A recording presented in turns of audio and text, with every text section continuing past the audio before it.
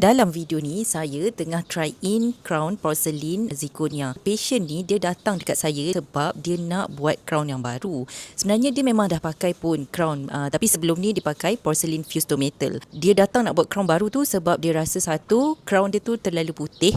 Lepas tu, saiz dia besar sebelah dengan compare dengan gigi sebelah. And then yang ketiga, dia rasa crown yang sedia ada tu macam timbul ke depan.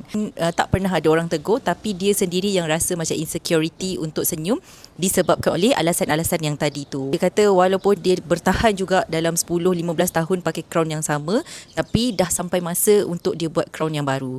So kita buang balik dia punya crown porcelain fused to metal, and then kita prep balik gigi dia, dan kita plan tambah composite untuk gigi sebelah untuk bagi sama saiz.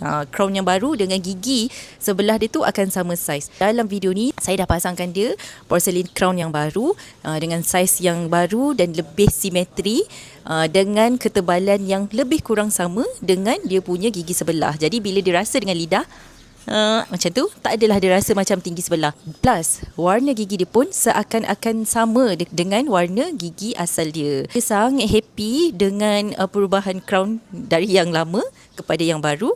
Dan akhirnya, dia hantarlah kita orang cheese tart yang sangat sedap. Tanda terima kasih dia kepada kami. Okey, korang tengok crown dia ni macam mana? Cantik ke tak?